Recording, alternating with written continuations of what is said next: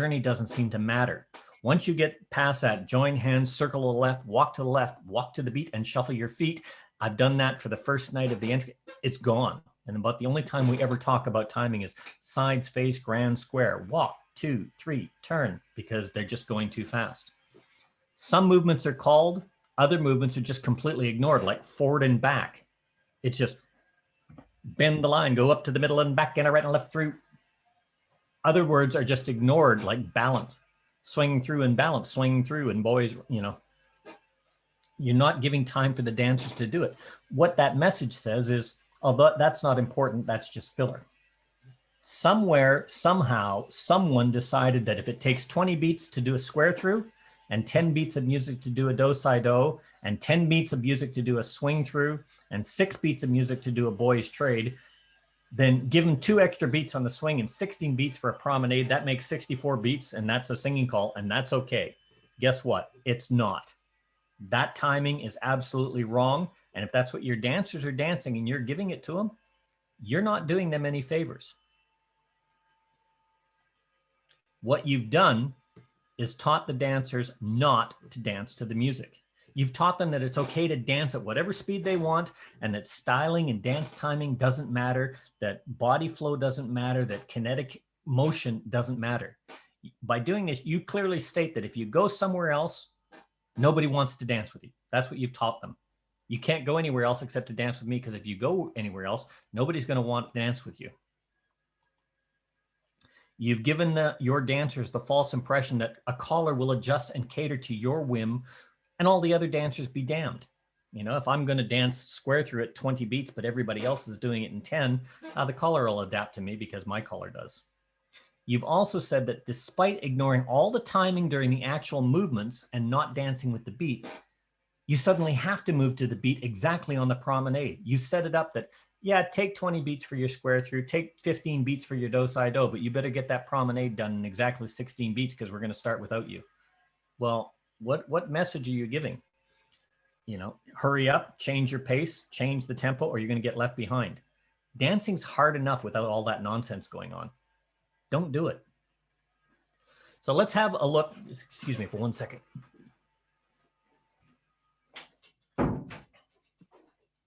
My puppy dog decided to open the door. Okay, so we're going to look at just some published singing calls. And these are published singing call figures for new dances. Now, I've specifically taken these from the SSD program. It is in no which way or shape or form a chastisement of that program. And a lot of these things are being looked at and they're all being fixed. When it came out, this was originally published. And these are some of the singing calls that were in there. But the same applies with choreography done at classes, at festivals, published material on, say, CedarNet or any of the other many resources that we have out there. I've only chosen this as an example of what we're doing and what we have been doing to our dancers for the last year. Now, all of these singing calls are recommended. They're published for the SSD lesson 10. So we'll start with the figure heads square through, swing through, boys run, tag the line, Ferris wheel, centers pass through. That takes us to 34 beats. That should take us to 48 beats. Or sorry, to 44 beats for a swing the corner and promenade. But we're 10 beats off. We've given an additional 10 beats. Okay. That takes us to the 34 to the corner box. 48 beats is given to that. The swing and promenade is in the left-hand quadrant, so we need a couple of 4 for the swing at least, because that's the minimum. We're actually going to need 6. We need an extra 2 beats to get from the home position to do that full 16-beat promenade. So 20 beats is needed there. We give 16 beats for the promenade. And for others, if they dance this and they called it on time, they're at home in 56 beats of music, and the others they're waiting for another 8 beats at home for the next figure. Okay, the next figure is heads square through, swing through, boys run, Ferris wheel, centers right and left through with a full turn, swing the corner. This one's a little better in that instead of taking 34 beats, it takes 36 beats to get to that corner box for the swing in the left-hand quadrant. Again, however, 48 is usually given, and then they're forced to change that pace from that slow dance to get there to do that promenade, or at worst, advance at this point, they'll adopt the advanced challenge dancer idea because they're in the left-hand quadrant. It's a quarter. Well, it's only a quarter. It's not more than a quarter. We're just going to promenade home and stop. And then they're standing there waiting as the music plays. Yeah. This third figure, heads promenade halfway, sides square through. Okay, we've got concurrent activity now. Pass through, trade by, star through, pass through, cast off three quarters, pass through, partner trade, slide through, swing the corner. This one takes 40 beats to get to the corner swing from a corner box exact. That's where you are if you do a head square through, corner box exact. If we add 4 beats for the swing, that's 44 beats. We add 4 beats to adjust from that left-hand corner and 16 beats for a full promenade. That takes us to 16 beats of music, or sorry, 62 beats of music, which is pretty near perfect for dancers to adjust at home. And because it ends with a heads promenade, that allows you to the sides to bend in and the heads just to keep on going. That one is almost perfect when you look at it in there. Then you've got the last one, heads box the gnat, hold on and square through 2. Do a do-si-do to a wave. Single hinge, centers trade, cast off three quarters. Boys trade, boys run. Ferris wheel, zoom. Centers slide through and box the net. Centers pass through, swing your corner, and promenade. And yes, all of this is SSD. Okay, it's good flowing choreography. Don't get me wrong on that. But this one as a singing call takes 52 beats to get to that corner box for the swing. But the swing is called with the heads facing out at home, as if they did a heads do a U-turn back. The sides are already standing in home position. It flows nicely, but it takes you longer than you actually have to end with the swing and promenade. That means you've got to adjust 6 beats for the swing and a full 16 beats for the promenade, which gives you 76 to 78 beats of dancing to do in a 64 beat phrase. In other words, run like the clappers on the promenade. So what this means is you've given the dancers 2 options. Do what the caller says, then run to get the swing and take 18 steps in a promenade in 22 beats, but you've got to do that in 12 beats of music. Or swing and stop at home, use the 6 beats of music, and stand and wait with the remaining music while the heads are facing out and the sides are facing in, and do all that kind of stuff. No matter what figure you use, what you've done is you've given, and these are all recommended singing calls for one specific night. So this is the first tip, second tip, third tip, fourth tip, and so on. This is what you're telling is 2 people have entered the waiting room. Admit. What you've told the dancers is timing be damned. We're going to do all this. It doesn't really matter. Okay. Regardless of either option you choose, the dancers are going to feel like they've done something wrong, because what's happening is the caller is going to have to adjust the lyrics of the song, change the figure, which is not going to feel right for the dancers, or the caller will say swing and short promenade with no singing. And the dancers, when they're doing that, they do a swing, they expect a promenade. They're going to feel like, oh, they're moving too slow. And what happens is they try and speed up to fix their problem when they're actually dancing on time. Now you've told them to speed up even when they get it right. Either way, the caller has created the circumstances to make the dancers feel like it's their fault. They're doing something wrong. If callers were to use material like this as written, what message are they sending about dancing with the music other than it's not important to dance with the music? Just get there. And we've done this for too long. Okay. As I said, all of those figures are taken from published singing calls on the SSD program, and those are the ones that were approved for callers to use.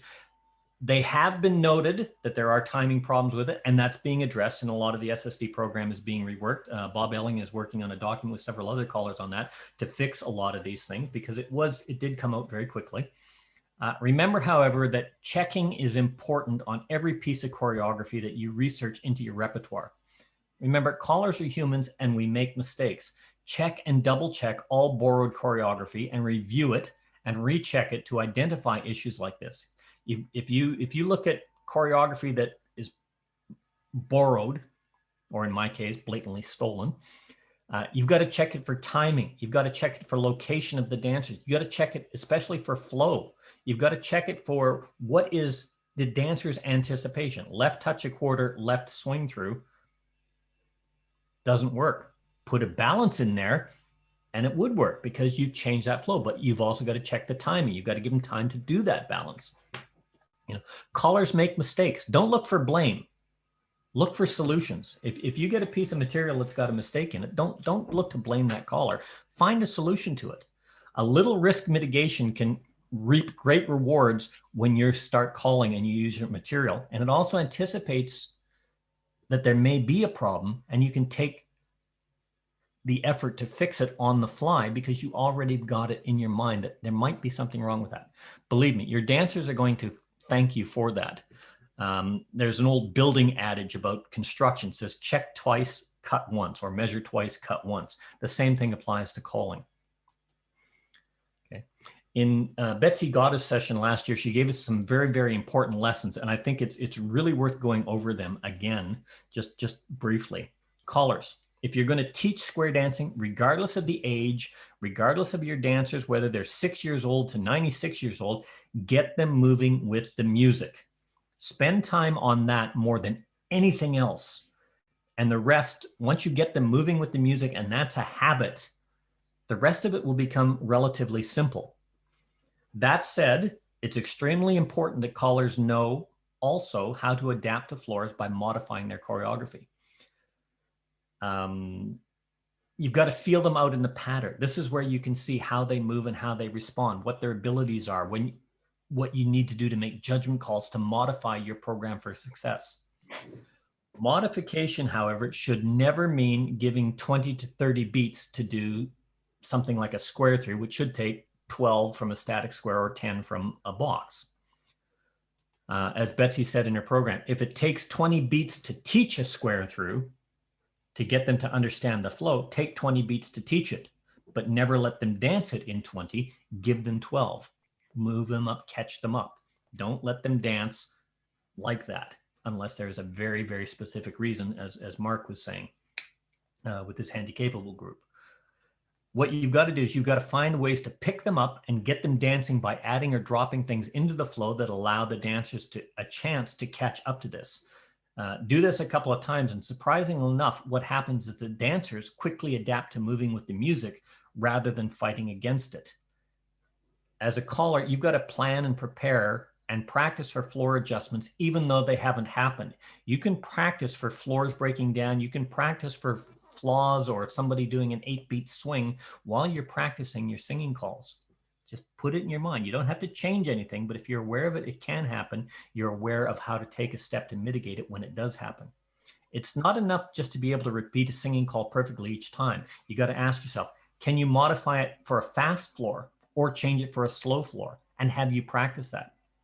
Better yet, have you prepared in advance by looking carefully and analyzing your singing calls to allow for that fudge factor? Singing calls are only one ingredient in the recipe, and fudge is another ingredient that is always better if you take your time to prepare it right. Okay.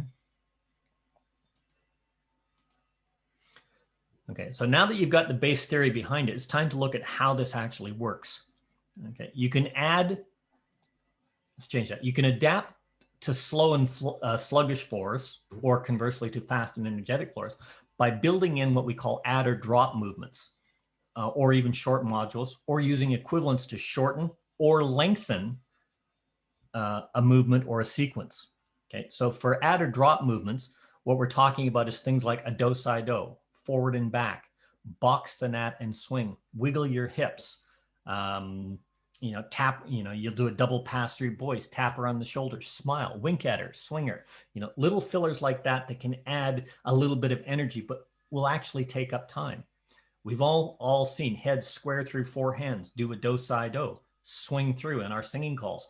It times out at meters, but that's an add or drop movement that you don't need for the choreographic flow. It's there for the movement. But if you've got a slower, sluggish floor and you need to pick somebody up for some reason, you can drop that do-si-do and pick it at the end with a pass through to a U-turn back swing, those kinds of things.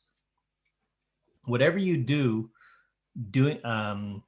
basically do whatever you have to do and whatever do nothing movement you have to fill time. And when I say a do nothing movement, I say do-si-do, forward and back, box the gnat, and swing. Those are do nothing movements.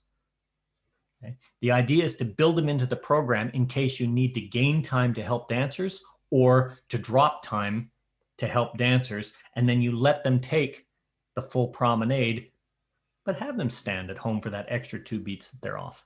Eventually, they will come to you and dance the music. 4 to 6 beats out of 64 beats of music in a singing call phrase doesn't sound like a lot, but it can make a big difference with the dancers. And it means the difference between a smiling dancer and a frowning dancer if they have to rush and run and they feel like they're doing it wrong. You can use short modules to lengthen. These we call the throwaways. You can lengthen or replace things. For instance, if you've got to swing the corner and you need a little bit of extra time, or you need to clip the time. This timing is pretty much the same, but it gives you the promenades and you don't have to have the swing. You get rid of that. This group is doing a 4-beat swing. That group's doing an 8-beat swing because of the positioning of the dancers. Pass through an Alaman left, right into the promenade. You replace the swing completely and you've got that forward flowing motion that takes them past that home position and into the full promenade. From a corner box, swing through boys trade. If you get to that corner box and you've got extra time, swing through boys trade, swing your corner. That's filler. It's a short module that can lengthen. Or if you've got a singing call that ends with swing through boys trade, swing your corner, like Louisiana Saturday Night, you can drop it if you have to. From a corner box, pass through, do a U-turn back, box the net, swing your corner. If your singing call is pass through, U-turn back, and you've got a really, really fast and energetic floor, say box the net, swing your corner. Pass through, U-turn back, box the net, pull by, Alaman left. You can do all those kinds of things to replace. One of the more common ones is from an ocean waves, where you come to that corner box, touch a quarter, scoot back boys, scoot back girls, or scoot back twice, or even a single scoot back. That kind of thing, that's filler. You can lengthen the sequence. Partner line or corner line, box the net, pass through, do a U-turn back. All those things make a difference. And what the difference is, it makes the difference between square dancing and square standing. Alternatively, if you're going to shorten a sequence, you can take those out of a sequence and not really affect the dancing if they're right at the end. So build these kinds of things in. The next part we look at is equivalents and modules. Okay, so for instance, if we look at a corner line get out, it's a standard. You get into that corner line, head square, or wherever you're in your corner box, slide through, square through 3, swing your corner. Well, you can do it. Pass the ocean, ladies trade, swing through, swing the corner. What you've done is you've added 6 beats of music to that.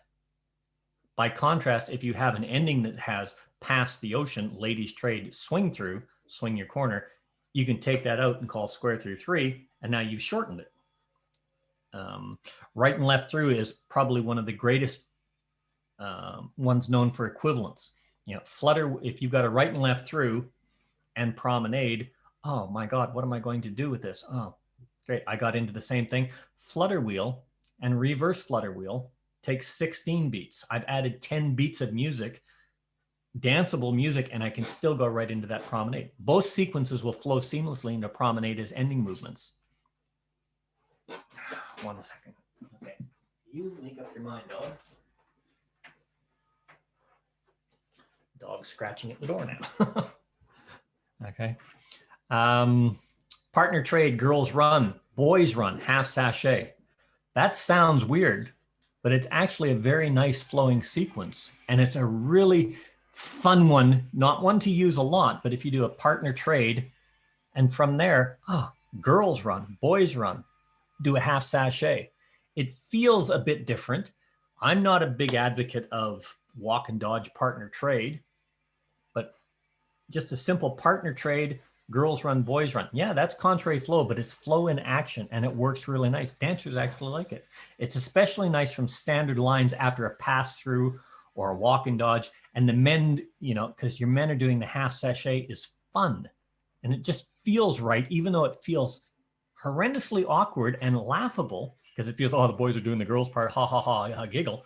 It still feels right for the dancers. And it adds that little bit of bonus that they feel they've achieved something a bit different, and you've lengthened your sequence. A common one, heads, promenade, half, star through, pass through. Very common opening for singing calls. Or heads past the ocean, or sorry, heads promenade halfway past the ocean, extend. All of those are the same as heads square through, except one takes 16 beats, one takes 12 beats. So what you've got to remember is if you're going to shorten or lengthen a module, ideally what you want to do is keep the basic theme of the singing call. You want to keep them simple, not new, and not complex. I do apologize for that. Okay. So those are the first three concepts that are taught to callers on how to shorten or lengthen a sequence for singing calls when preparing. And those three concepts are usually it's the built-in throwaway, such as the do, si, do, the four, which is 4 beats forward and back, which is 4 or 8 beats that are introduced. A lot of people only use 6 beats for a forward and back from lines far apart. You're cheating the dancers when you do that. Next is the replacement of movements by the use of equivalents, such as replacing heads square through with touch a quarter boys run, or heads promenade half heads promenade half and then square through with heads past the ocean extend. You really shorten it. And the third one is filler modules, such as at the end of your sequence, if you're ending in a corner box or an ocean wave, scoot back twice, or a single hinge, scoot back twice, just to fill in those endings. All of those are really, really good techniques, but by themselves, they're not really going to improve your calling other than the timing and delivery, which is definitely an improvement on your calling. The reason is it takes time, it takes skill, and it takes practice to play with the delivery of a singing call and modify it on the floor while they're dancing. So if you're aware of these techniques and you practice these techniques, you're going to get better and better and better at it. Start with 1 or 2 and then start practicing with them, but don't try and learn them all and throw them all in. It takes time and it takes a lot of practice to be able to do that seamlessly. If you're going to use these techniques, make sure you build them in and that you practice delivering them without them. You practice delivering them with these in your singing call, and you also practice without them in your singing call. So do your singing call with the do, si, do your singing call without the do, si, do, and practice so that you can modify that. If you don't, what's going to happen is your command timing and your delivery timing can easily be thrown off, and that leads to choppy dancing. You don't want that. You can also practice for success by building this stuff into your choreography and building the type of ending and even the location of the ending formation. And that's really an important one. So if you keep the idea that 48 beats, that's including the swing, is a figure, and 16 beats is a full promenade from the home, you're giving no room for error at all. Okay? If you've got 44 beats of choreography, 4 beats for the swing, 16 beats for the promenade, that's 64 beats, and you've got nothing in there, that means your dancers they have to dance it perfectly. There's no room for error at all. So some ways to build in that fudge factor are, I don't know if Barry's here because I can't see anything. Barry does this a lot. He changes a lot of his choreography right near the end so that you're not even doing the swing. You flow seamlessly into that promenade. So you can do things like end with a courtesy turn into a promenade, or go from a star through right into that promenade. If your choreography ends in a corner box exact, which is head square through, that's a corner box exact, then have your choreography consist of only 40 to 44 beats and not 48 beats. What that does is allows the swing and that extra 2 beats to get from that left hand position into the home position for that full 16 beat promenade. You can set up the swing from the right hand quadrant. In other words, use your choreography to maneuver the dancers into that corner box at that, but you want it in the right hand quadrant instead of the left hand quadrant.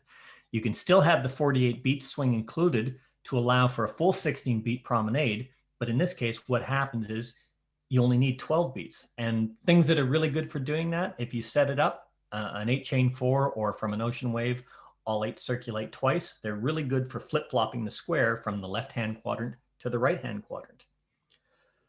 And one thing that callers seem to be very afraid of today is right-hand lady progression.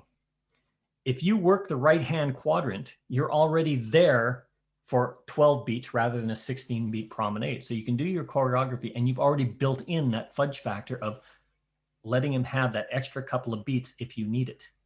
Now, there's a number of other ways of doing this, but those are the four usually most common methods of adapting your singing calls with a fudge factor.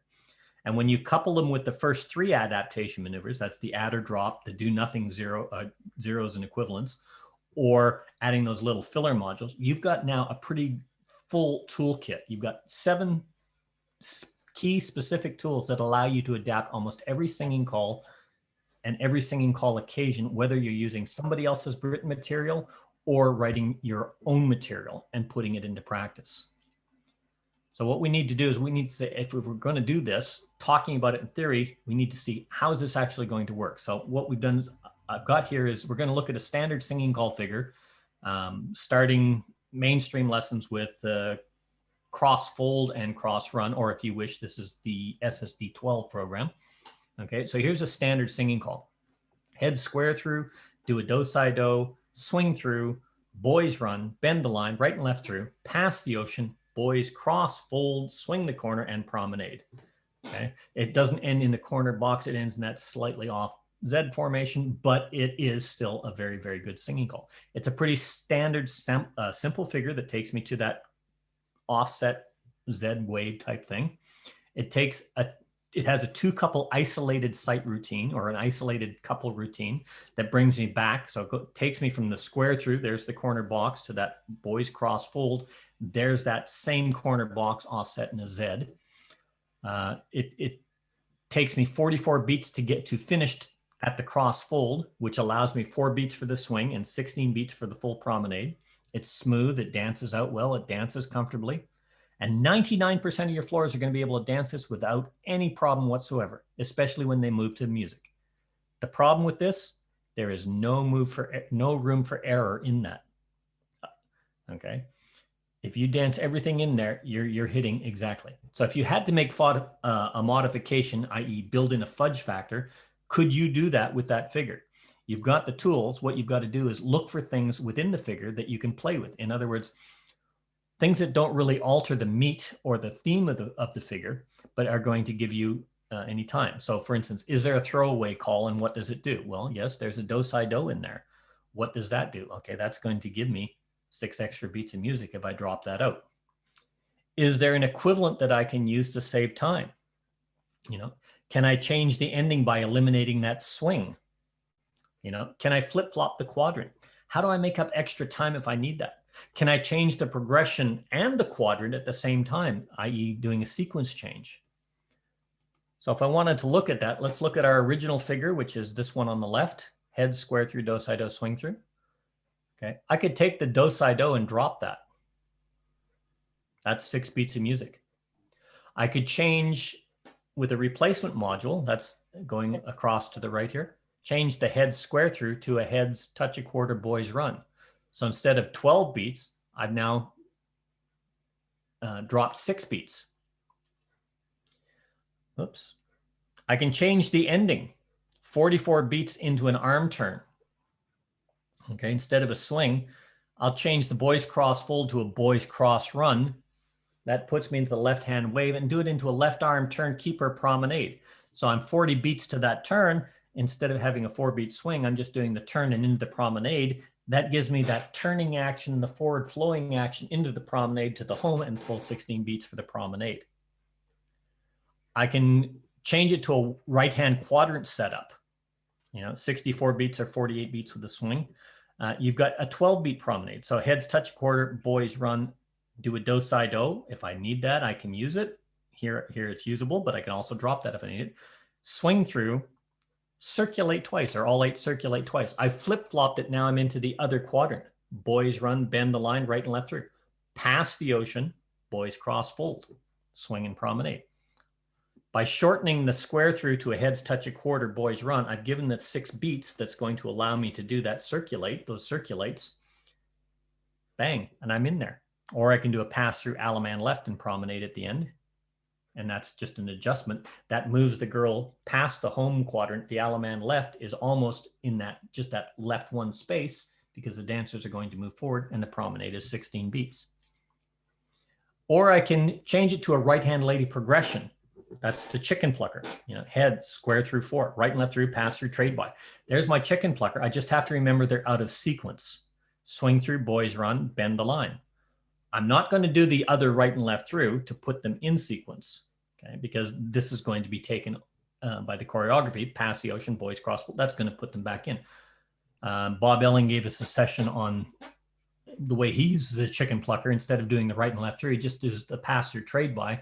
That will keep them in sequence. You can do exactly the same thing. That's another technique. It's a little more complex, but it's essentially the same process. So there's lots of things you can do to modify it. But for instance, in this last one, this changing the ending for right into a promenade, changing the quadrant to shorten that promenade. You're still giving 16 beats, but you only need 12. Or changing it to a right-hand lady progression. Instead of finding the corner, swing the right-hand lady. Just don't say swing the corner. So I can look at those intaminations, but and we can go back and look at those intaminations. But ideally, what I want to do is I want to go through these and we'll just look at some different choreography to see it. And if we have time, people want to look at these intaminations and exactly what to do, we'll do that at the end. So let's see what we can do with this following. Now, this one, the focus is a combination sequence, breaking of breaking, spin the top, right and left through. Okay, so we want to change it to spin the top, hinge with a column circulate. So instead of the common spin the top, boys move up to the right and left through, we want to change spin the top, single hinge, circulate. So that's the theme that we want to keep through our singing calls. So we've got to figure head square through, swing through, spin the top, hinge, circulate, boys run, square through 3, swing the corner. So what's the problem with that movement or with this figure? Okay, it takes us 44 beats to get to the corner. And the problem is that corner is in a trade by formation.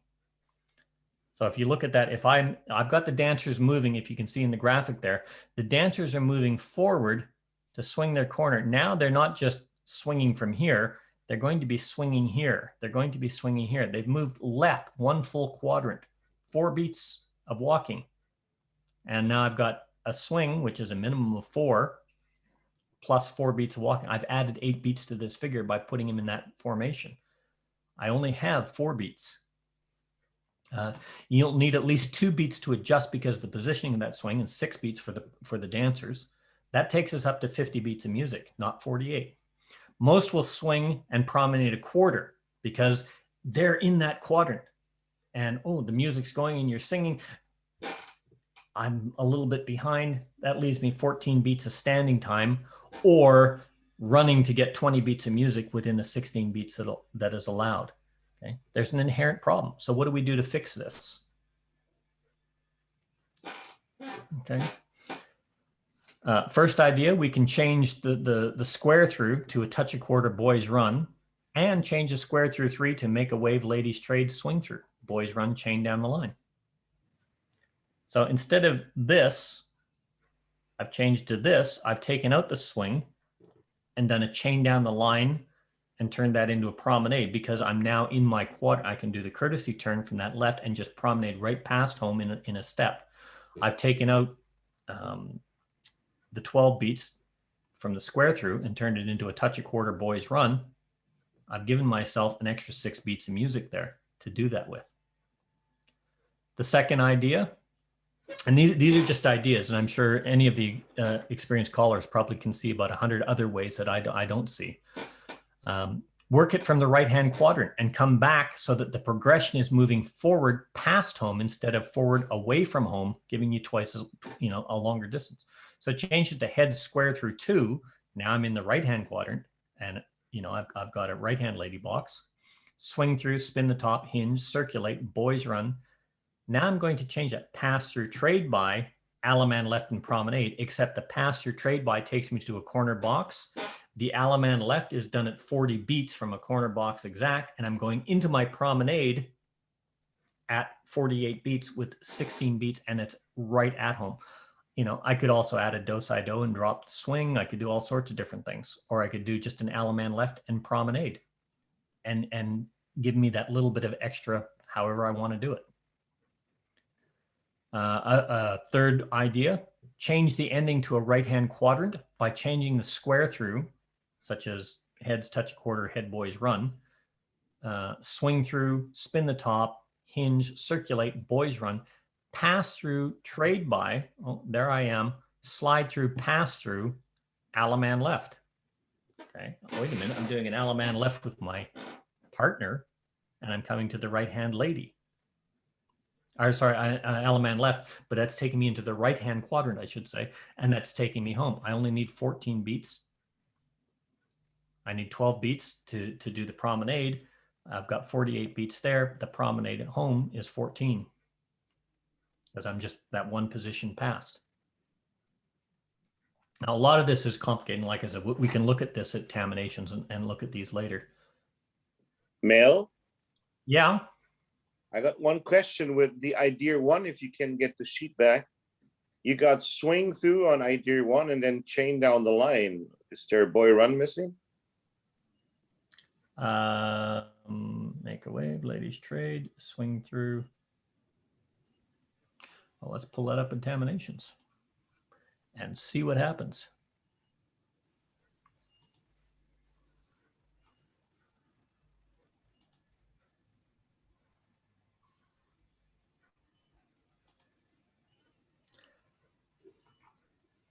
So what have I got there? Idea one ahead. Because we have a right-hand ocean wave, the way I see it, and we have a chain down the line. So I head touch a quarter, boys run, swing through. I can't see the screen. Spin the top, I think was next. Swing through. In boys run, swing through.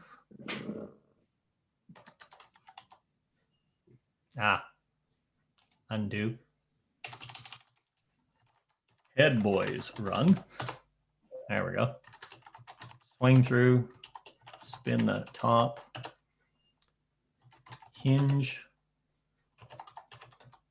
No, that's right. I took the circulator here. Boys run.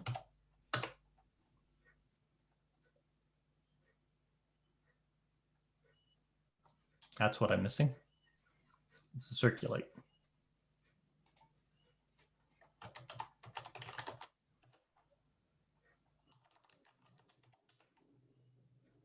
There you go.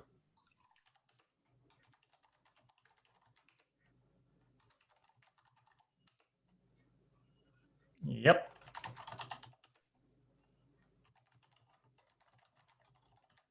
Absolutely correct.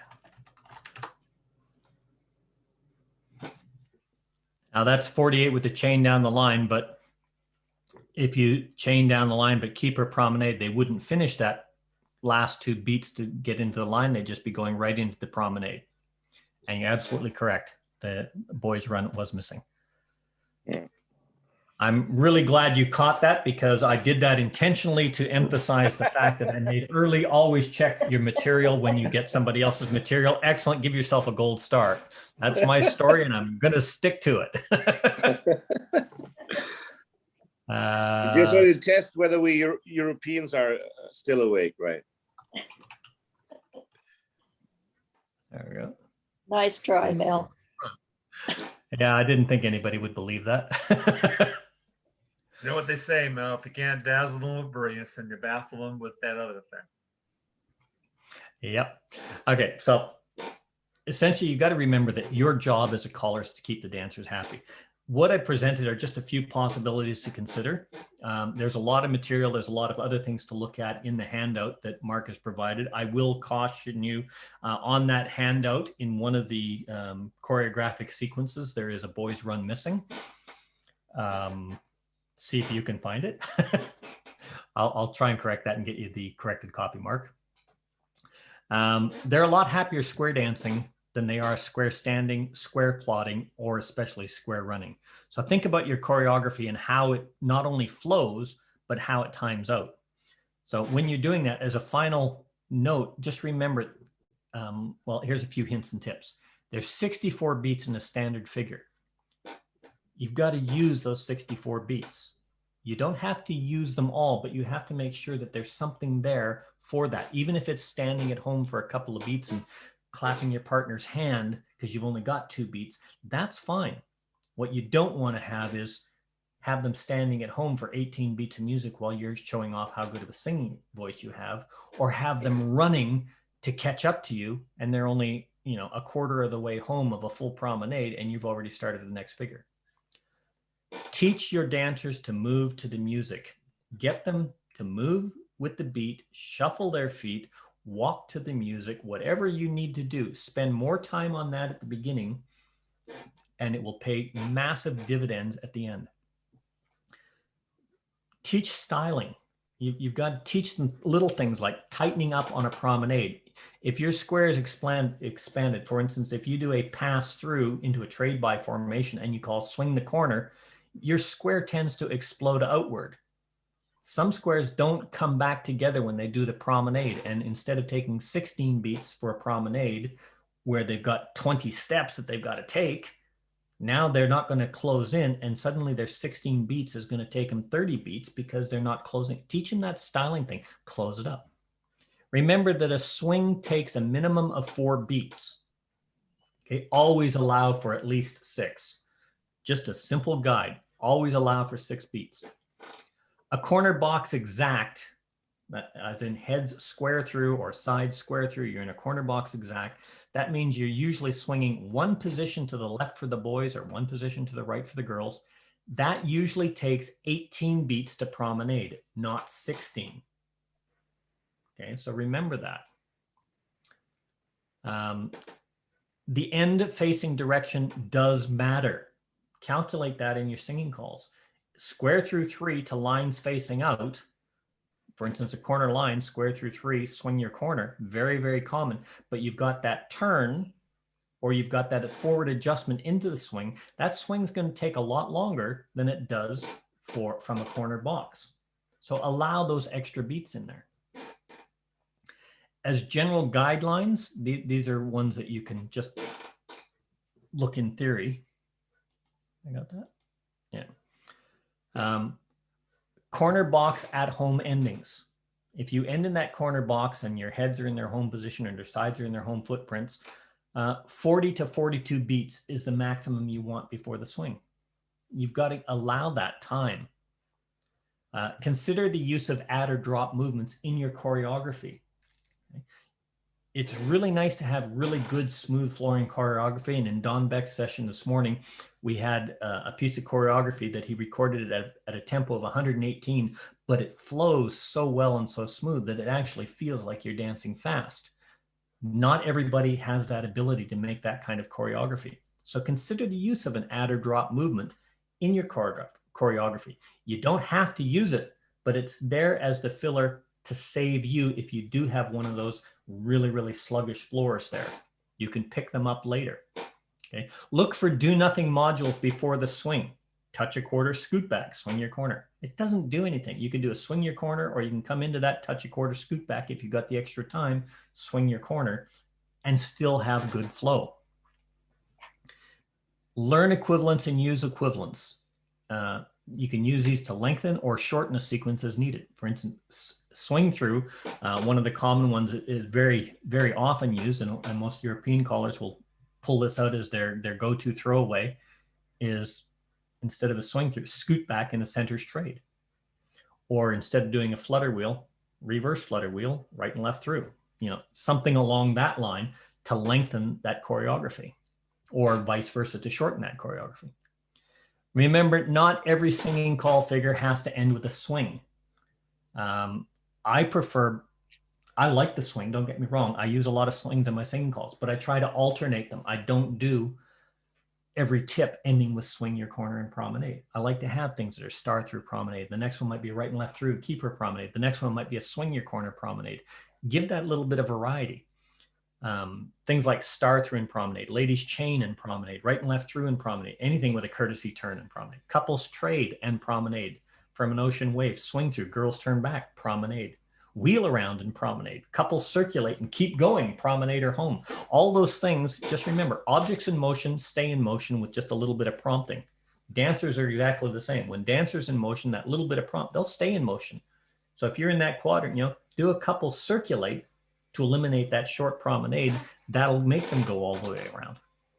And don't be afraid of setting up right-hand quadrants.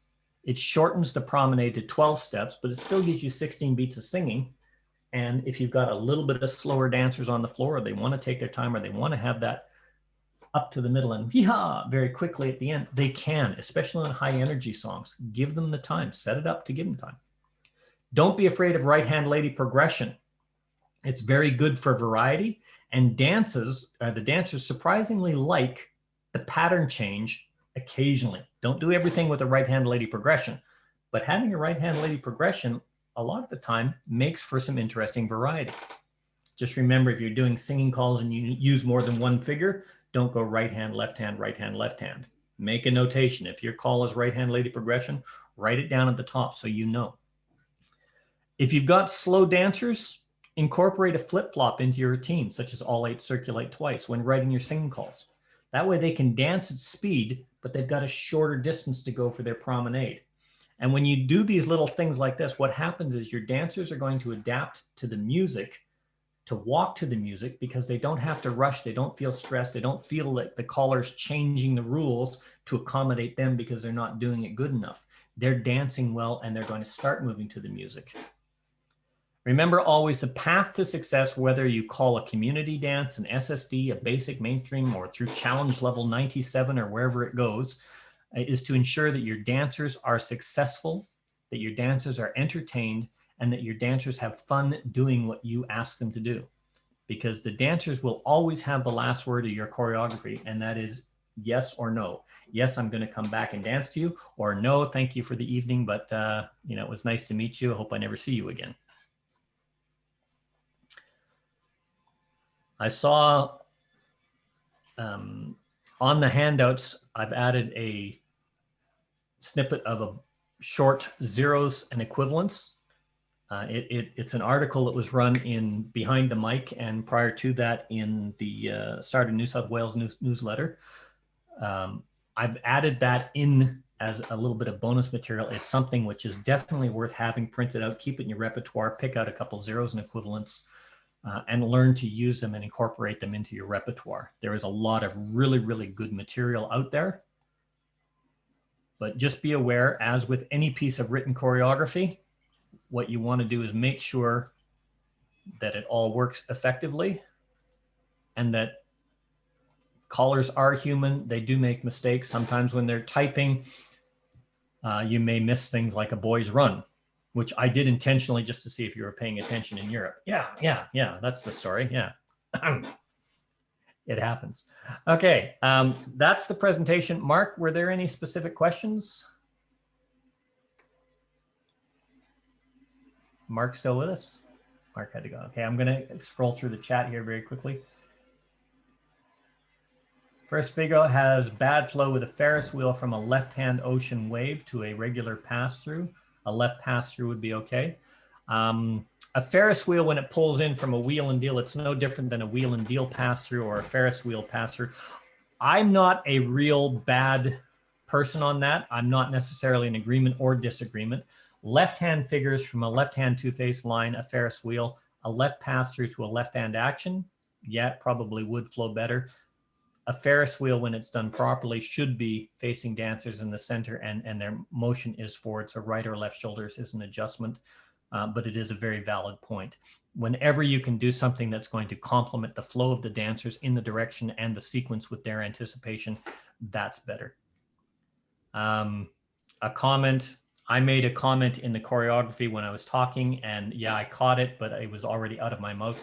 Adding scoot back twice is absolute fine. You know, when I said filler, touch a quarter, scoot back boys, scoot back girls, that's a common expression that is taken from a lot of singing call figures, and a lot of callers do it.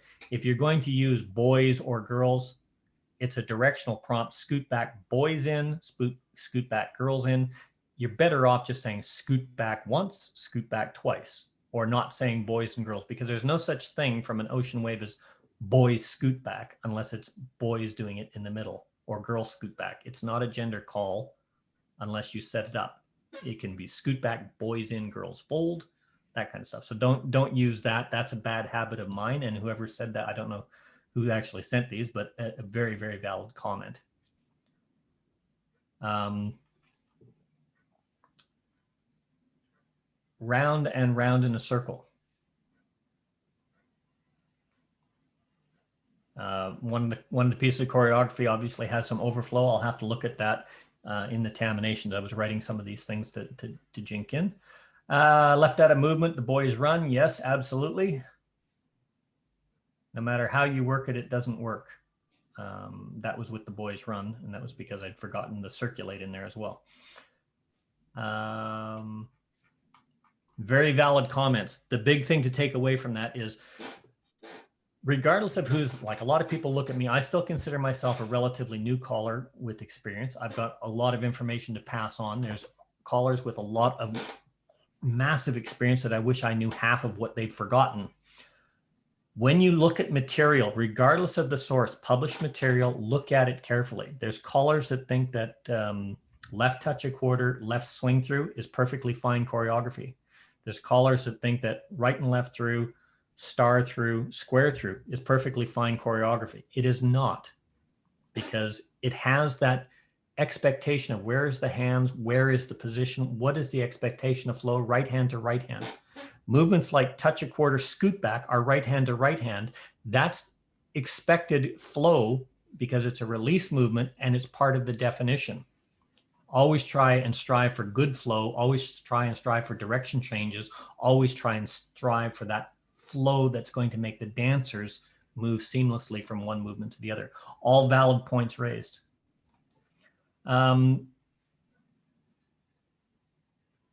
Ian has put down, sometimes when you call wheel and deal from a two-face line, some dancers get confused with Ferris wheel. Absolutely correct, they do. One of the ways to deal with that is use a wheel and deal from a two-face line more often. You know, you can have them, even give them a directional prompt, swing through, boys run. Look at that other couple in your line, wheel and deal to face them, you know, if you can fit that in. But generally, if dancers are anticipating, as was said in the session this morning, if you call swing through and stop calling, if your dancers do boys run and Ferris wheel, then chances are you've called that sequence that way too many times and you haven't given it a break.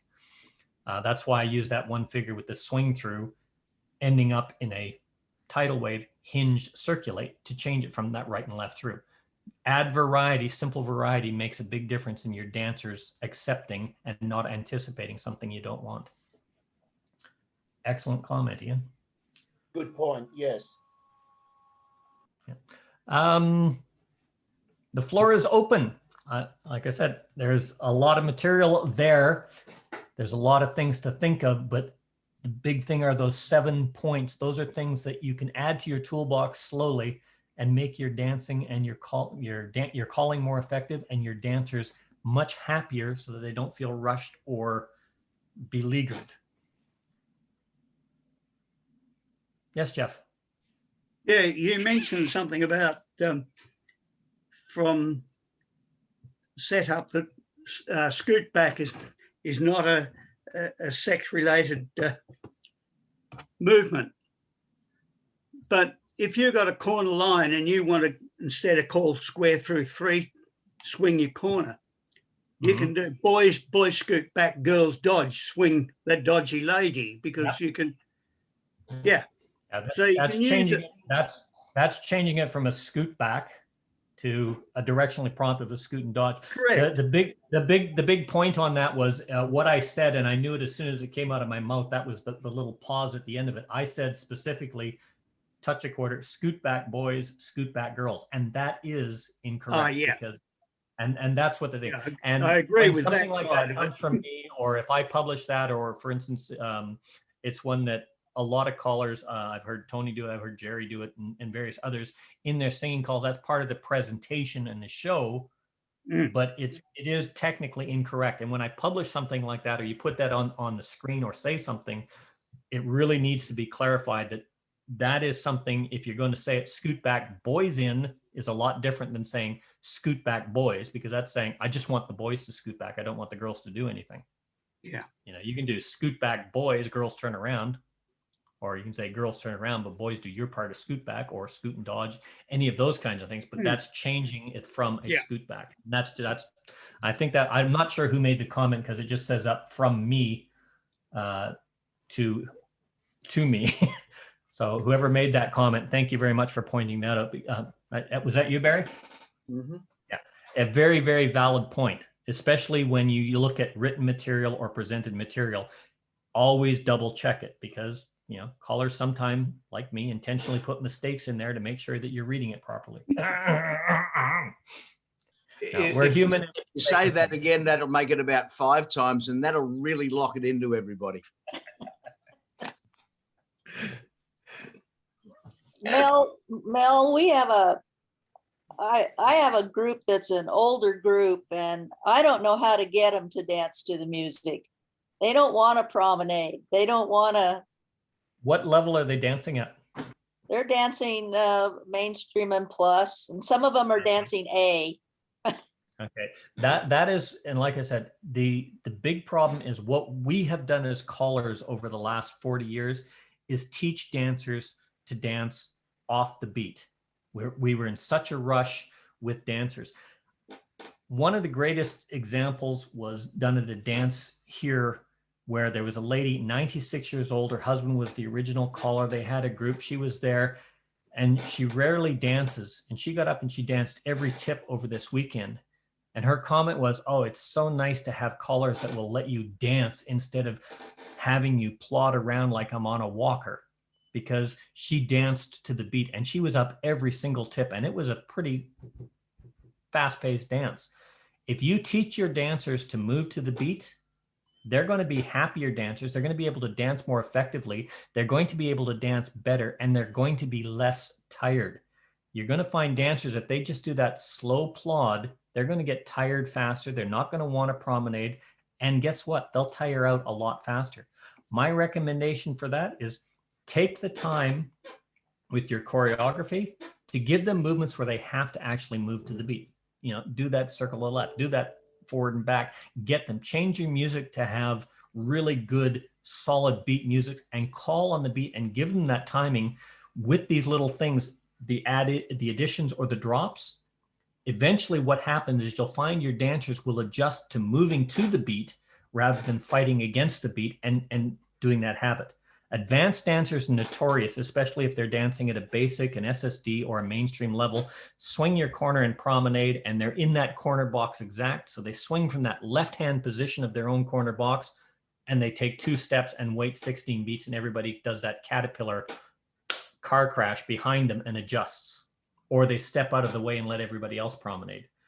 It's a joke, but it's wrong. And this is why things, Barry made this comment, I think it was in a caller school in 2014, was don't do the promenades. Yeah, don't do the promenades like that. Do a courtesy turn, or if better yet, if you can get them into that position, courtesy turn and a quarter more, courtesy turn to a two-phase line, couple circulate and promenade, because you've already taken them past that home position into that, you know, from a stand-up, you've taken them past the boys spot to the girls spot, and they're walking forward as a couple into the promenade. You take that option away from them. Now they've got to move. They don't have the option, but they've also got to move with the music, because if they plod, especially on a singing call, they're not going to be able to do that. Don't cater to them. If you want to do that, you want to get them to do that promenade and do it, drop the do-si-do out of the singing call, but get them into the promenade position and give them that time. And you'll find that your dancers will quickly adjust to dancing to the beat. Spend time doing it. Dance to the beat. There's nothing wrong with saying circle to the left. Like a train, like a train, like a train, like a train. Do an Alamanda left. You know, adding those little rhythms with a good piece of music that has a good bass rhythm to it, or a good bass beat, will really effectively improve your dancers' danceability. And what you'll find is when you start calling your regular choreography, they're going to move a lot more efficiently. Thanks, Mel. Hey, Mel. Yes, Bill. Someone that made a comment a little bit ago in regards to wheel and deal and fair, and the dancers will try to do a Ferris wheel. Mhm. I see part of the problem. Well, one of the ways that's going is that we as the callers, when we start doing Ferris wheel, some seem to forget wheel and deal. And so, and then when you do call wheel and deal, they try to do a Ferris wheel. So what I used to do when that situation happened with some of it is I'd say, do a wheel and deal. It's the short version. The same thing applies to plus. When spin chain and exchange the gears came out, spin chain, the gears went out the window practically. So when you would call spin chain the gears, and then the dancers would go into autopilot and start to do exchange, that's when you say to them in a humorous way, I didn't say this is not Christmas, there's no exchanges, something along those lines. And so we as callers need to be aware of calls of that sort, to use them more so that the dancers will have a balance between the two calls. Yeah, little things like that. There's a number of movements, but ones that are really, really nice setups are ending your figures with tag the line, face right, wheel and deal. Because doing that, although that's a chop movement, what it says is tag the line, face right or face left, wheel and deal, depending on how you set it up. Because of the way you got there, as opposed to boys run and there's that forward action Ferris wheel, you're going to find that, oh, wow, that two-face line established, the wheel and deal becomes a more natural flow and a natural progression. Another one is Andy Shore had to figure out head square through four, do-si-do, swing through, boys run, couples circulate, wheel and deal. Put a couple circulate before the wheel and deal instead of the Ferris wheel, because they go past and then they wheel and deal. Because what you'll do with that is you end with a pass-through trade by. They're used to Ferris wheel pass-through. Couple circulate, wheel and deal, pass-through trade by will take them to that cornered box for the swing. But doing a Ferris wheel would just feel kind of wrong there. Look at little things like that that can help that kind of a situation, because what you've got is a couple's trade and then a couple's wheel for the couple that's facing out on the circulate. They do the trade and then they come in. They know they're working, and you've identified couples. You've created that relationship just with the choreographic name of the movement that you used before that. Does that make sense?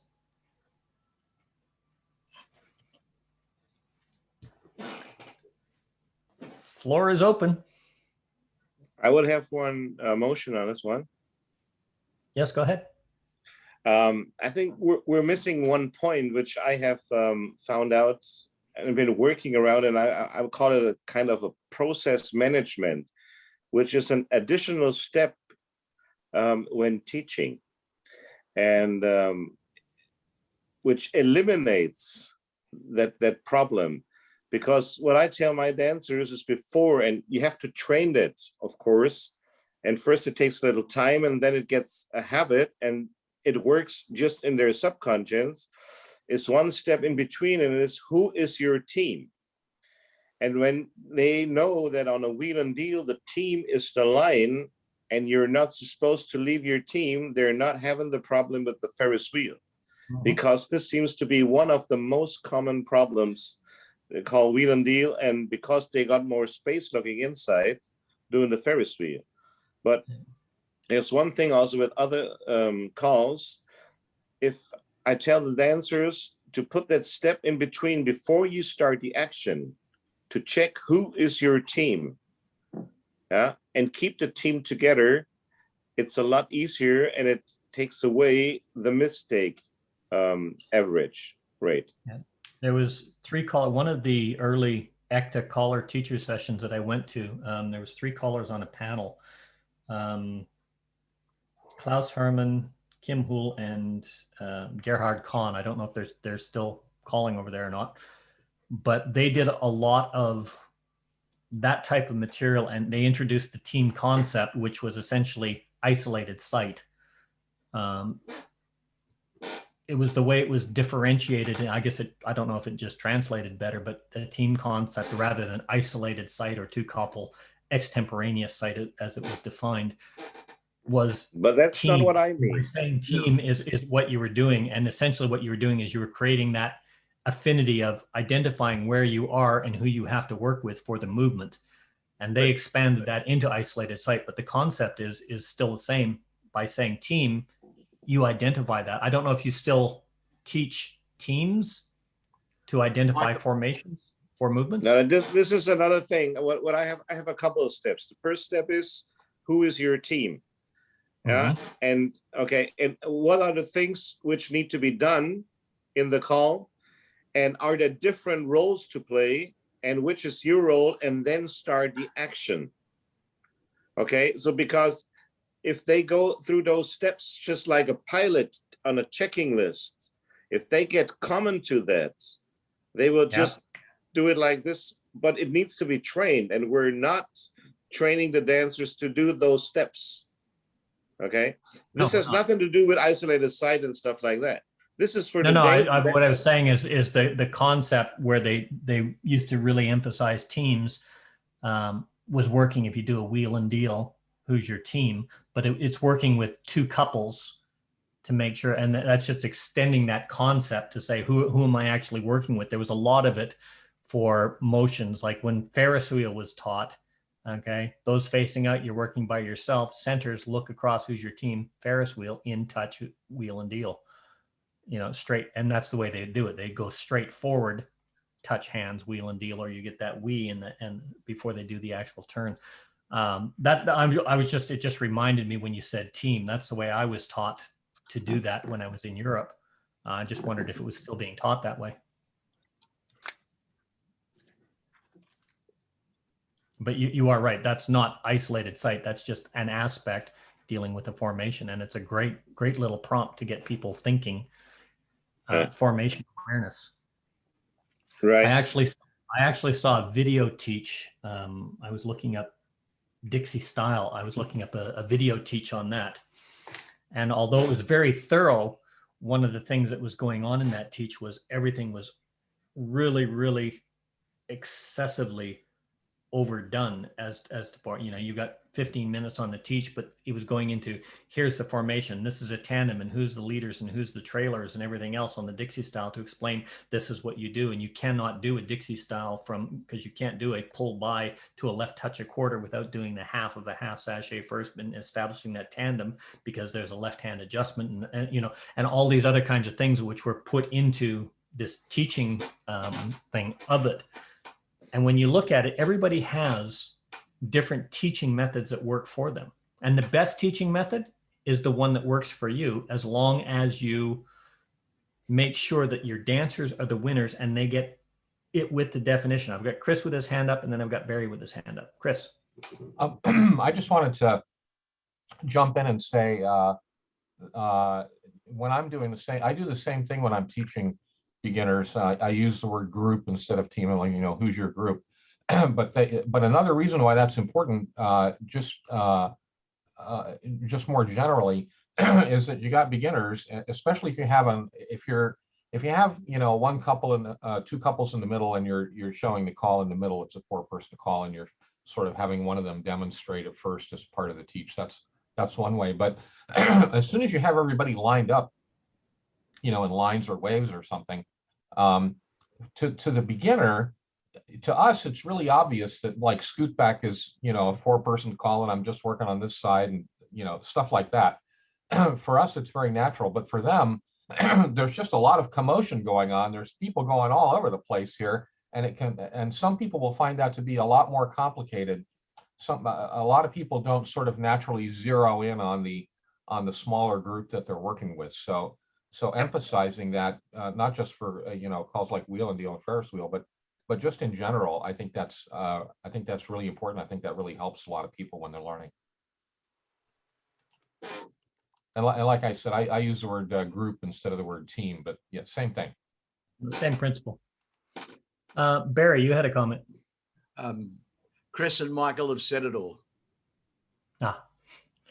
Mark, I've just sent you the corrected version of the text. I will correct the slides as well. I don't know who I had doing the slides for me, but they forgot to put that boys run in the choreography. So I'll make sure that that's fixed. Yeah. That's the story. Ladies Trace Again. And I want to apologize. I goofed up this time. I missed the first 10 minutes. I forgot to hit the record button when we started. Well, I'm not doing it again. But it's all there. So I'm just going to send that to you now. I'm going to try and send that to you now. New Mark. There we go.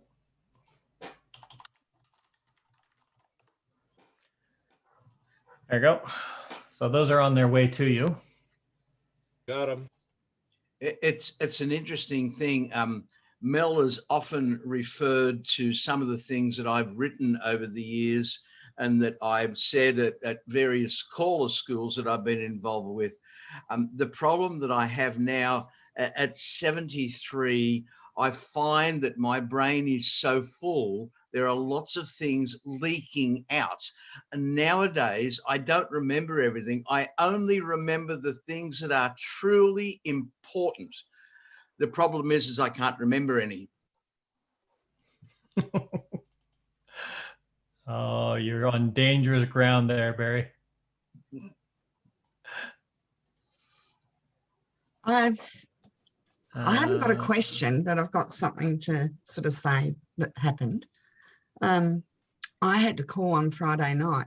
My caller that was due called in sick on Thursday, so I didn't contact John. I thought, here we go, I'll have a go on my own. It's only the 5th time I've done a whole night, but it's the first time I've done learners in probably 7 years.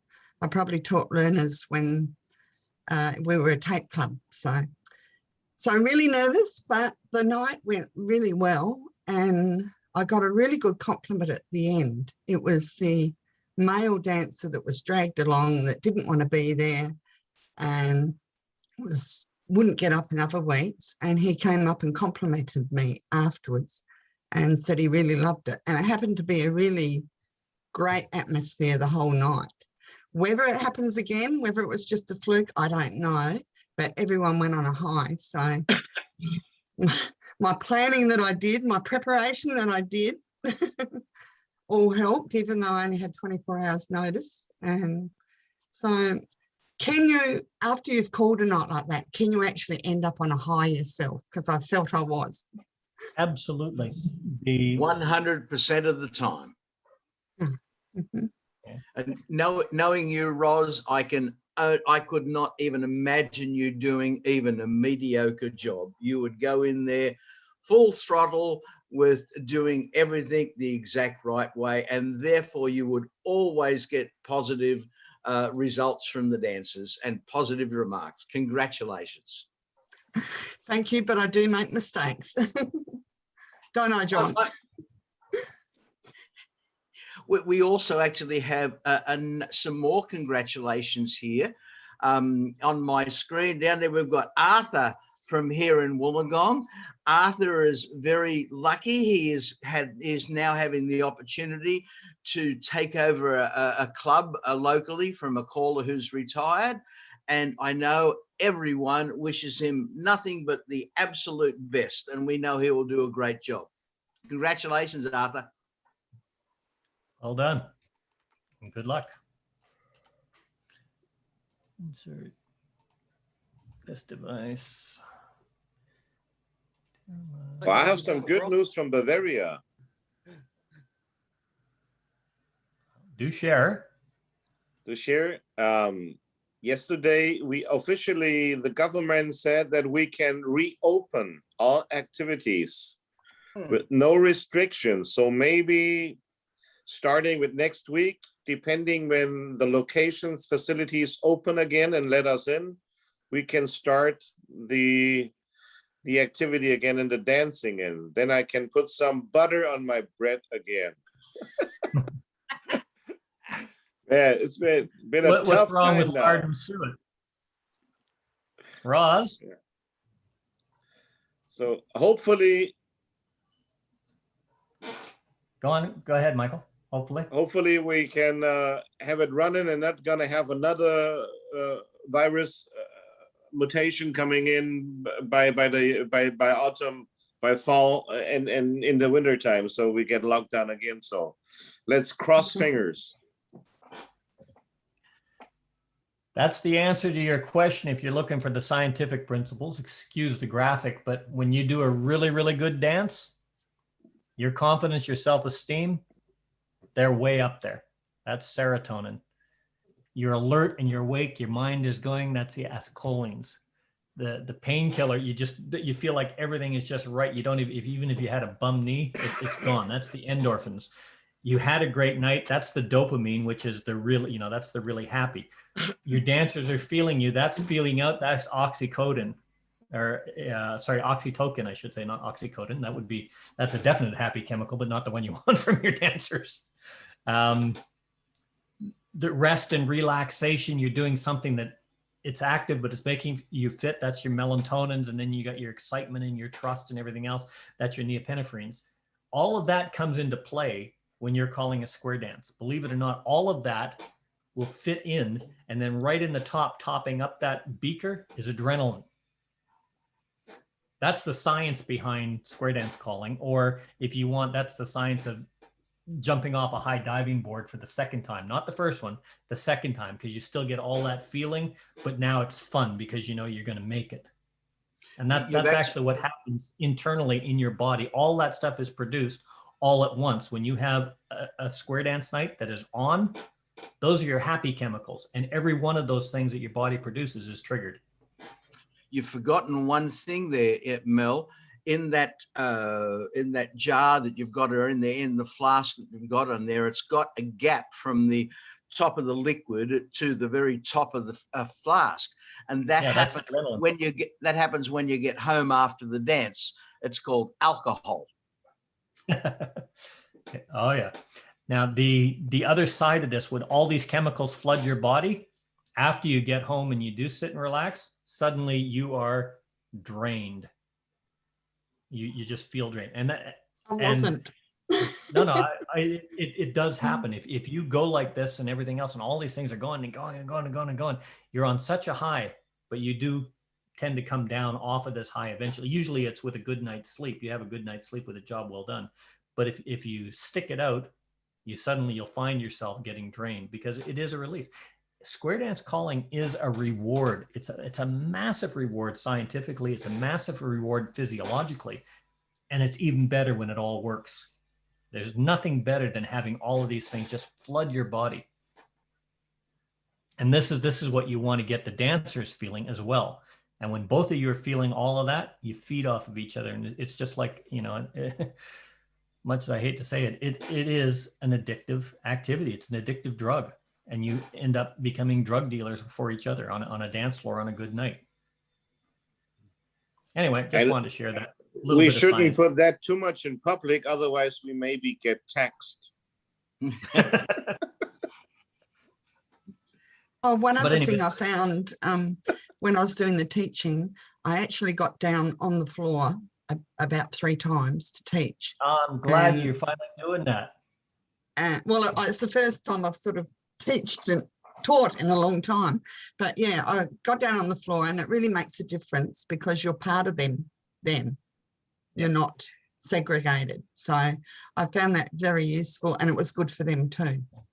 Now I remember you commenting when teaching on floor and whatnot, because I'm always going down on the floor and talking from the floor, even when I'm teaching callers rather than up there presenting. I love to be interactive.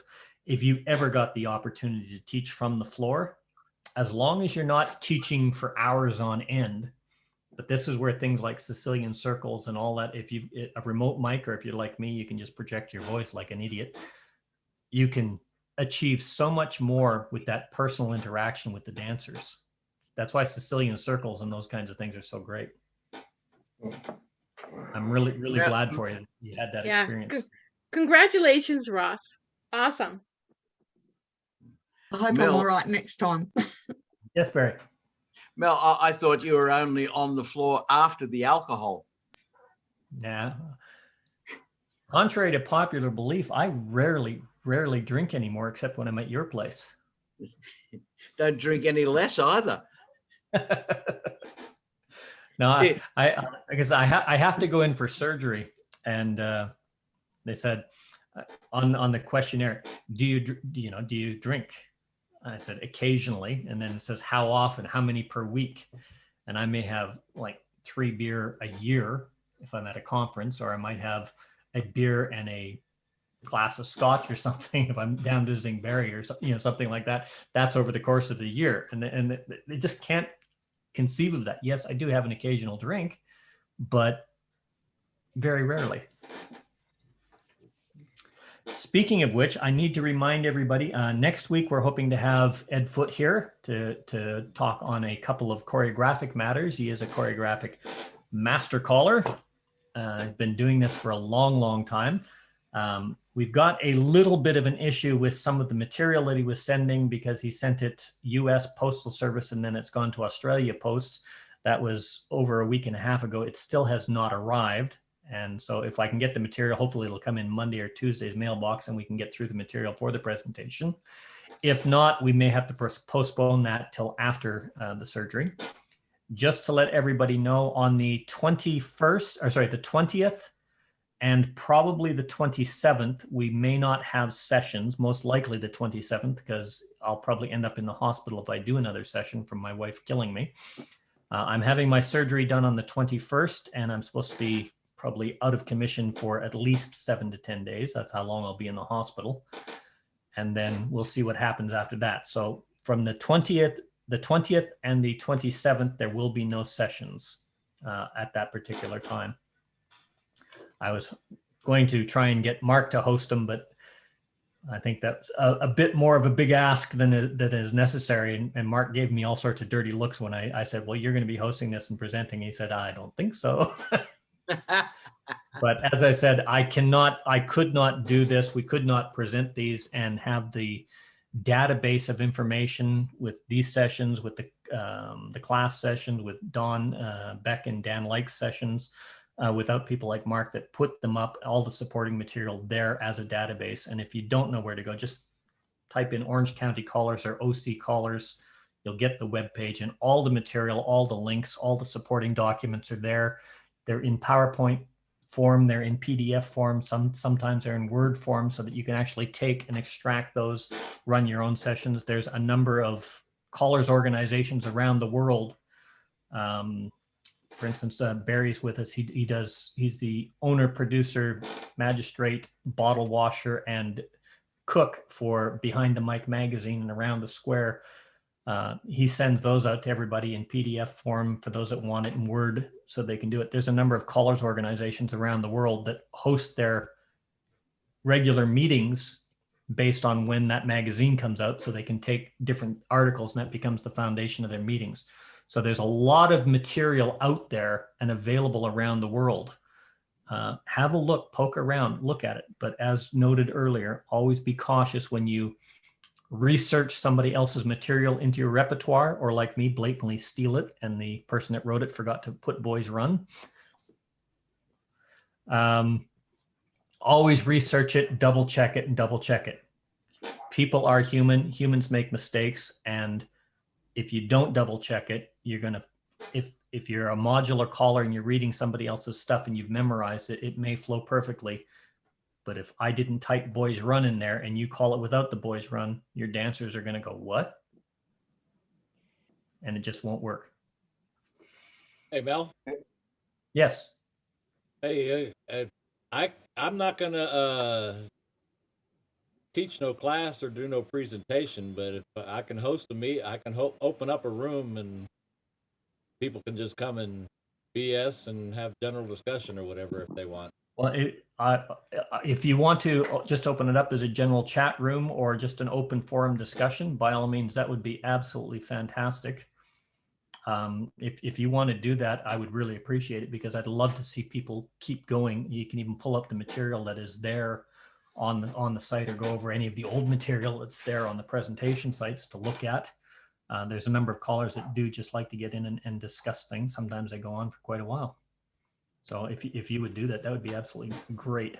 I'd rather see the sessions continue than not continue. If you want to do that, can you post the link in the newbie callers, the chat, and also on the Square Dance Australia sites when you're going to do it with the link? I have no idea where the Square Dance Australia sites are at. You go on Facebook and just type Square Dance Australia. Okay. It'll I've come never up. been in that one. John, Would the link be the same one as today? No, it would be different probably because not. I would be hosting the meeting, so it would be a different link. Yeah. So when you do that, just write new link so that they know they have to click on the new link, not just go to their bookmark link. Would we also get information by email? Probably. I could send you the distribution list if you want, Mark. Or I could just send you the link to the meeting and you could send it out to everybody before you go. Probably be easier if I send it to you because I'm going to be tied up. I don't even know if I'm going to have my computer down with me in the hospital. So. Okay. Yeah, Mel. We don't want people to get out of the habit of not watching your Zoom sessions on Sunday. So I'm sure that if people really wanted to, there'd be a time or two that they missed and they could go on the OCC callers thing and watch one of the ones they missed. Yeah. A lot of people do that. They go back. I've had a few people call me, that session you gave, and now I know how Barry feels. That session you gave last November on modules. Last November, no, that was November 2019. No, that wasn't recorded, or those kinds of things. So it's difficult. The reason I remember some of these little things is when there's a specific point that comes up, I make a note of it, like the calling. At one particular caller school that callers clinic that Barry was running, a lot of good callers, and we set the entire clinic around one figure, just one square dance figure, and that was it. And then everything was built from that one figure, what you could do by incorporating. And the entire evening of the main dance that I called was singing call figures that were written entirely by the students. The pattern modules that were written entirely by the students. I did no original material. It was all modular calling, all singing call, but it's everything that was done by the students because it was getting across them. You're a lot better than you think you are. And that's usually where the problem is that lack of confidence with a newer caller in their own abilities to be themselves. And you can't teach confidence. You can fake it. But as Roz was pointing out, when everything works, you're there. It's a feeling you just can't explain. It's a very personal feeling. Anyway, I must go. Thank you, everyone. I've got to get out to one of the birthdays, which is a 2-hour drive. So, I'll catch you next week. Enjoy. Thank you. nice to see you, Ross. Yeah, great to see you, Barry. Hopefully I'll see you for real again someday. Yes. As long as you don't go to Victoria, you're all right. No worries. Now, I did say earlier, if anybody wanted to look at what we've done in Taminations, we can do that. It's entirely up to you if you want to do that. We can look at that and a few other little figures and just go through some of these things. They are in the handouts, but I know for some people, they like to look at them and actually discuss what's going on. It's a good way of seeing if there is flow, if there is difference. I also did post a link. I mentioned a teaching session. It was the Canyon Lake Twirlers. I've got nothing better to do with my life sometimes, so I look up different things, how people are teaching. It was just, they were teaching the movement Dixie style to a wave. I just found it interesting how he did that. So I posted that link in the chat as well. My nieces went there. Sorry? My nieces used to be in that club. Yeah, he's an interesting caller, and he's very interactive on the floor with the teach. He's right there on the floor with the dancers when he's doing it, talking through it, how it does it, demonstrating it, and everything else. Did anybody want to look at Taminations, or anybody have anything else that they wanted to discuss? I would like to look at Taminations if possible.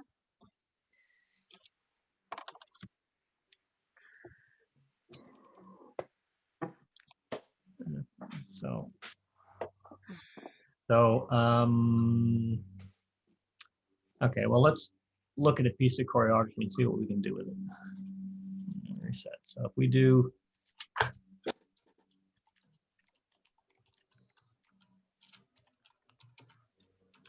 heads promenade halfway down down the middle past the ocean, extend, swing through, boys run, bend the line, right and left through, flutter wheel, slide through.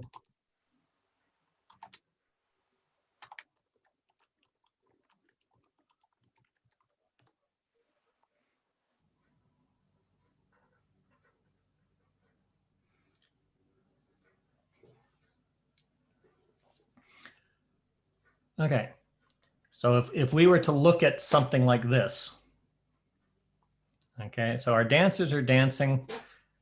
They've done that. Oh, look at that. That took 66 beats of music, but they actually took 72 beats of music for whatever reason something was going on.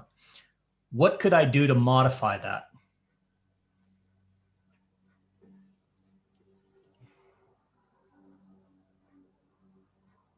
Yolanda?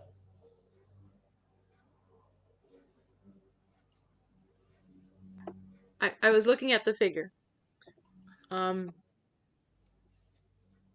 So you could shorten the heads promenade half and put an equivalent in. What would I use? Well, I didn't memorize all your equivalencies that you were doing. No, I understand that.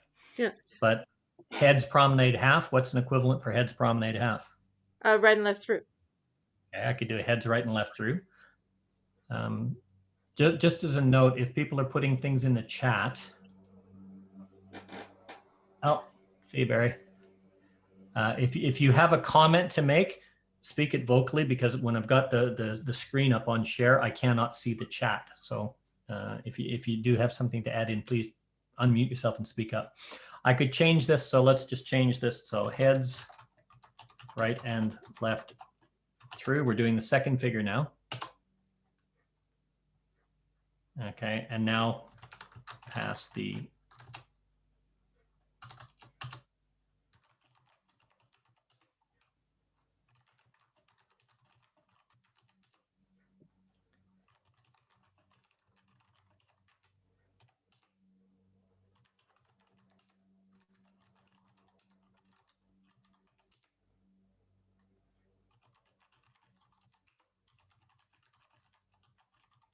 right and left through.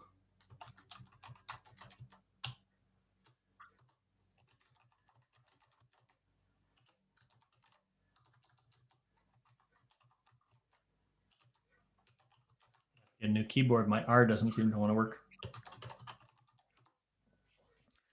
Okay, so instead of 60, what were we at? 64, 62 beats, 66 beats? We're now at 109. So we've definitely cut some movement out of there. The promenade, we've got half a promenade. And from a static square, half a promenade starting, we're looking at 8, 10. And instead of promenade half, a right and left through, 6. So we've cut out 4 beats of music. We can also change combinations like heads promenade. Sorry.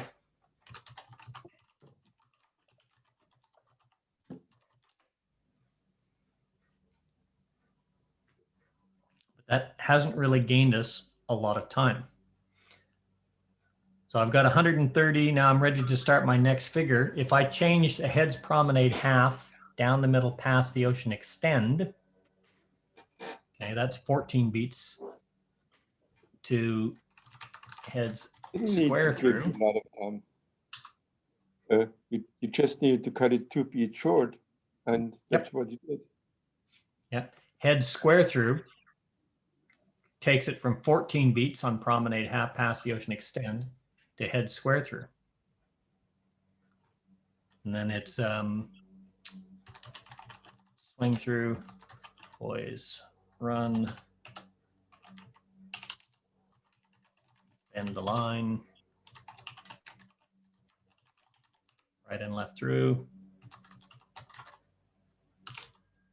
flutter wheel. Now I can do a slide through, swing and promenade. That'll take me to my 64. Or I can do a, no, I can't do that, sorry. Instead of the right and left through, flutter wheel, slide through, I can do the right and left through, flutter wheel, and then into the, sorry, change the right and left through, flutter wheel, slide through to a reverse flutter wheel. So if I undo that, undo, undo. So after the bend the line,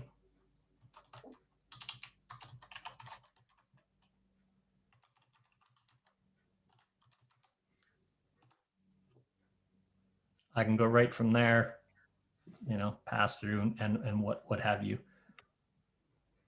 So there's lots of different options that you can get on that. What can you say after slide through to eliminate saying swing? What did I have here? So let's go.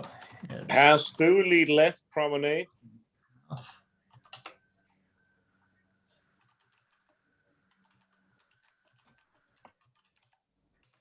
Heads past the ocean, extend. Swing through, boys run.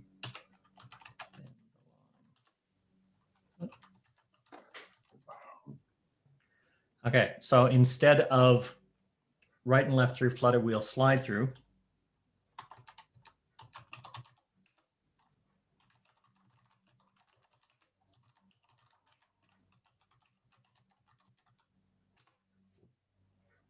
and keeper and promenade.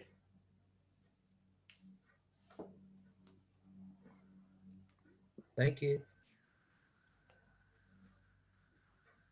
So you've got to set up, so instead of a right and left through, all I did was change the right and left through with an equivalent to pass through, partner trade, reverse flutter wheel.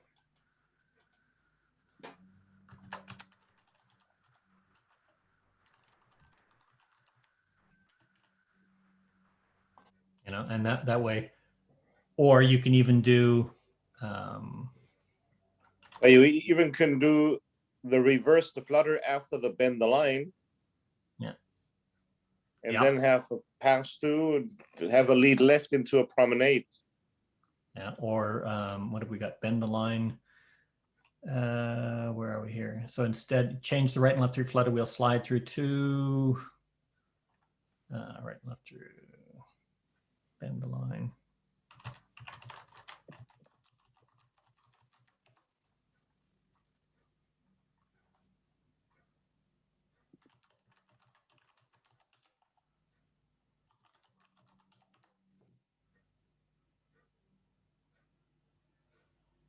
Or as you said, you can do a lead to the left. The only reason I'm not, you're absolutely correct. The only reason I wasn't typing it there is just the combinations doesn't let me do that.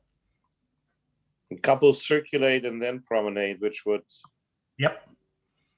You could, and that's what it says, you can do a boys run right into the promenade, or you can do a boys run.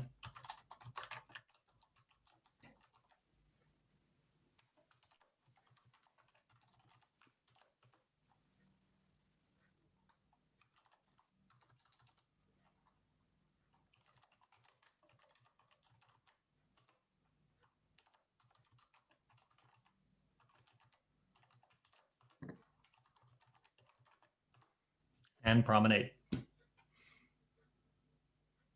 And even though that says 46 there, when I do the promenade, I've got 48, I've got 2 extra beats. We're already in motion. That's going to give me about 3 beats at home, or even 4 beats at home, depending on how tight they make their promenade to do something. Or you have to, on the past the ocean, have a balance and then have the boy run. Yep. balance, boy run, all sorts of different things. If they're dancing really well, put the balance in. That gives them forward and back. Or you can say pass the ocean, box the net. Swing and promenade. Box the net, hold on, turn through, Alaman left, come back and promenade. Depending on how your dancers are moving, all of those little fillers can add to lengthen the tip or to shorten the tip. Yeah, I I was thinking because some of the older dancers are shy of swing. Mm-hmm. Yep,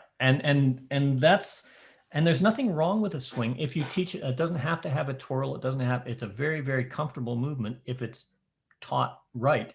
But you're absolutely correct. A lot of dancers do not like a swing, so there's nothing wrong with calling swing because many dancers, the vast majority, still like a swing. Call swing, and if they don't swing, they usually just go up and they do a forward balance back and roll into a promenade. That's entirely their option. There's no reason for them to do a swing if they don't want to, and never force them to do a swing. But if your choreography is modified to the point where you can call a boy's run into a promenade or a right and left through courtesy turn and keep her promenade, the dancers don't feel like, oh, I'm not doing a swing because I can't do a swing. They're feeling that, I'm dancing exactly what he's calling. And they don't even think about the swing because it's not there. It's not in their repertoire.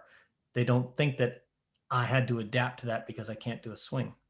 You've taken that I'm adjusting to compensate for my bad dancing to I'm dancing really well because the caller is calling stuff that I can do really, really well, even though it's different. Let's look at another one here. Let's keep with the heads promenade half.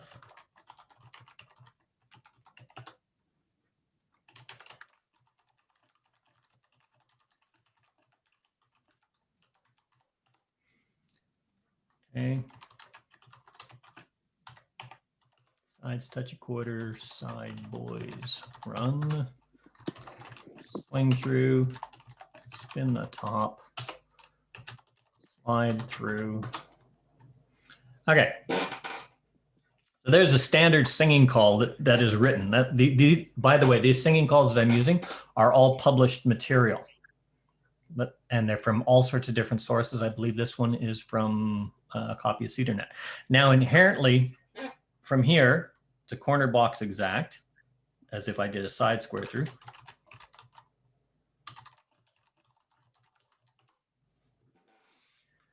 So I swing my corner and I promenade. So what's inherently wrong with this?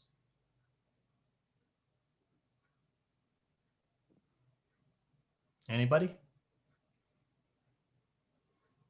Too short. Too short. It takes 36 beats of music to get to that corner as opposed to 40 to 44 beats of music. Ideally, corner box exact, you want to have 42 to 44. So if it takes me 36 beats, what have I got? I've got 8 beats of music to fill in. How could I fill in 8? How could I fill in 8 beats of music? You could put a heads do side do up there to second call.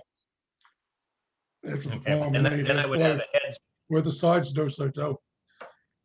Yeah, sides do side do and touch a quarter. That'll give me that 8 beats, the filler, because 6 beats for the do side or 6 beats of music. That'd fill it in. Okay. Or a better one would be Have put too the many do side people do standing around. The better one would be put the do side do after the boys run. Right. Or instead of touch a quarter boys run, do a square through. Yep. Yes, you could do that as well. Then I would change something. I would rather have the heads right and left through and then promenade half. Yep. Because then, but this it's not so much standing around when the sides do a square through 4. Yeah. Now that's the other thing. That's the one thing I wanted to point out. If you do that heads promenade, that's actually what I was waiting for, was heads promenade half or heads pass through lead to the left. and promenade half till you get back home, side square through. What we're adding there is concurrent activity, and we're actually taking time out. Yeah, because and so well let's have a look at that. I'm just going to do it this way though. Heads